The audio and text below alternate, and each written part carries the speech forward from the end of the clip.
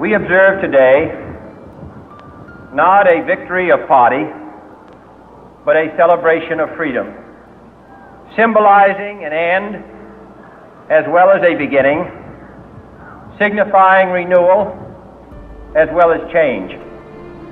For I have sworn before you and Almighty God the same solemn oath our forebears prescribed nearly a century and 3/4 ago.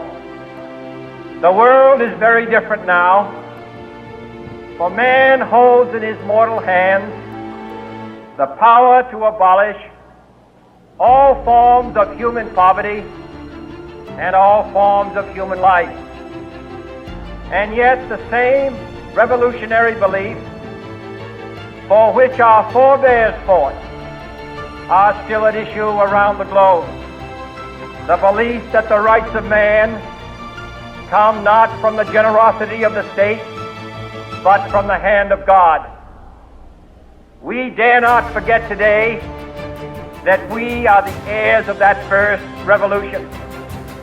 Let the word go forth from this time and place to friend and foe alike that the torch has been passed to a new generation of Americans born in this century, tempered by war, disciplined by a hard and bitter peace, proud of our ancient heritage, and unwilling to witness or permit the slow undoing of those human rights to which this nation has always been committed and to which we are committed today at home and around the world.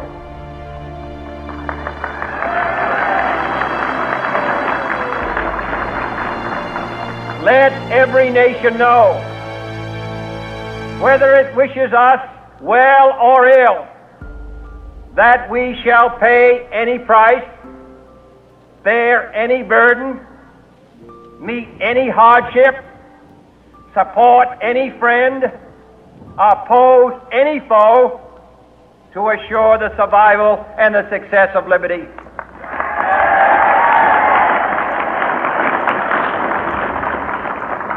This much we pledge and more.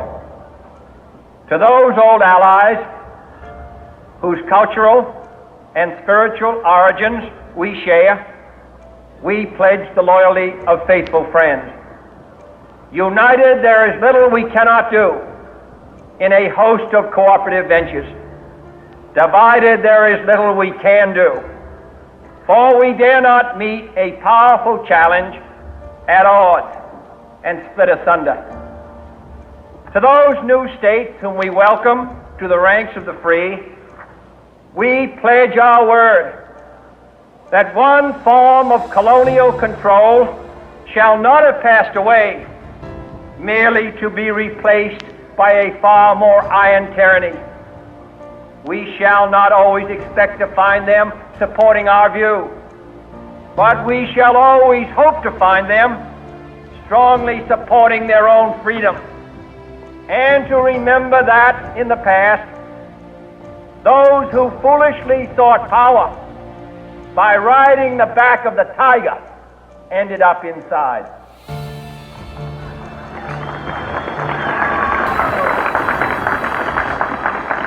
To those people in the huts and villages of half the globe struggling to break the bonds of mass misery, we pledge our best efforts to help them help themselves for whatever period is required, not because the communists may be doing it, not because we seek their votes, but because it is right. If a free society cannot help the many who are poor, it cannot save the few who are rich.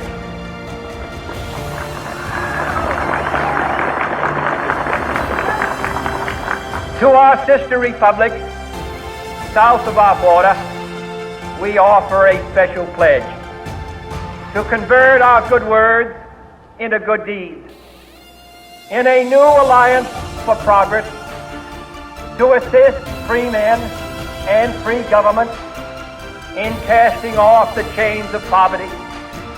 But this peaceful revolution of hope cannot become the prey of hostile powers. Let all our neighbors know that we shall join with them to oppose aggression or subversion anywhere in the Americas. And let every other power know that this hemisphere intends to remain the master of its own house.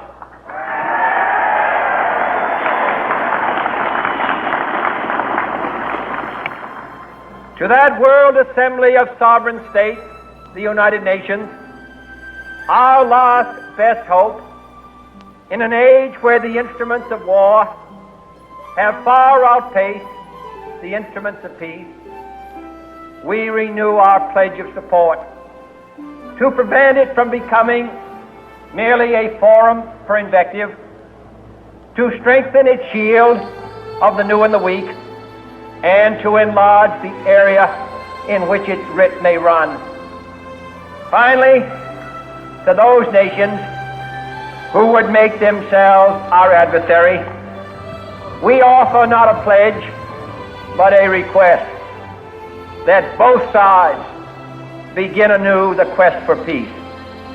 Before the dark powers of destruction, unleashed by science, engulf all humanity in planned or accidental self-destruction, we dare not tempt them with weakness, for only when our arms are sufficient beyond doubt can we be certain beyond doubt that they will never be employed. But neither can two great and powerful groups of nations take comfort from our present course, both sides overburdened by the cost of modern weapons, both rightly alarmed by the steady spread of the deadly atom, yet both racing to alter that uncertain balance of terror that stays the hand of mankind's final war. So let us begin anew, remembering on both sides that civility is not a sign of weakness, and sincerity is always subject to proof. Let us never negotiate out of fear, but let us never fear to negotiate.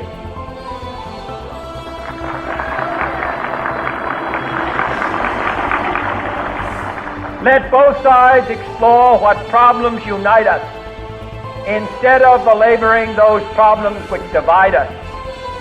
Let both sides, for the first time, formulate serious and precise proposals for the inspection and control of arms, and bring the absolute power to destroy other nations under the absolute control of all nations.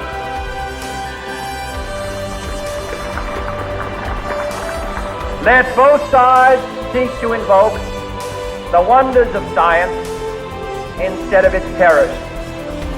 Together, let us explore the stars, conquer the desert, eradicate disease, tap the ocean depths, and encourage the arts and commerce. Let both sides unite to heed in all corners of the earth the command of Isaiah to undo the heavy burden and let the oppressed go free. And if a beachhead of cooperation may push back the jungle of suspicion, let both sides join in creating a new endeavor, not a new balance of power, but a new world of law, where the strong are just and the weak secure, and the peace preserved. All this will not be finished in the first 100 days, nor will it be finished in the first 1,000 days, nor in the life of this administration, nor even perhaps in our lifetime on this planet. But let us begin.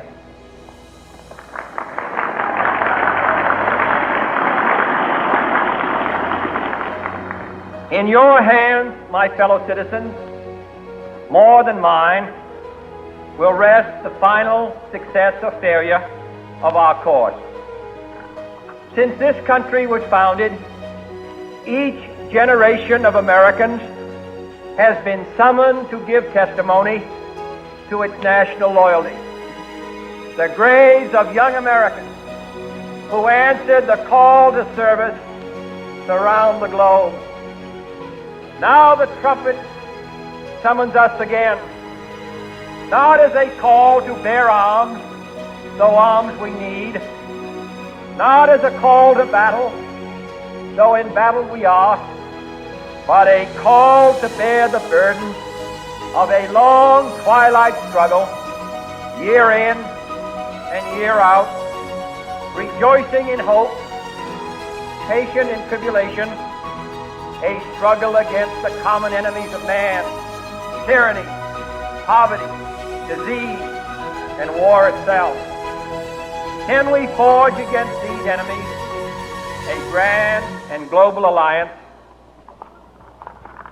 north and south, east and west, that can assure a more fruitful life for all mankind? Will you join in that historic effort?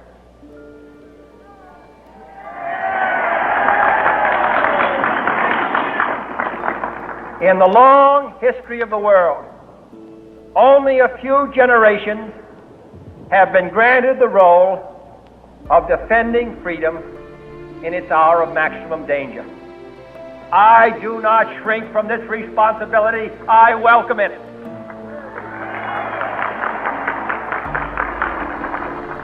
I do not believe that any of us would exchange places with any other people or any other generation. The energy, the faith, the devotion which we bring to this endeavor will light our country and all who serve it. And the glow from that fire can truly light the world. And so, my fellow Americans, ask not what your country can do for you. Ask what you can do for your country.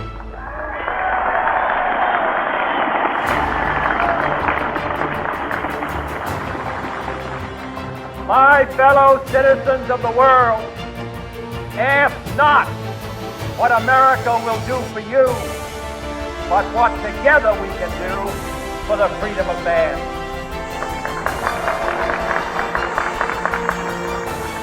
Finally, whether you are citizens of America or citizens of the world, ask of us here the same high standard of strength and sacrifice which we ask of you.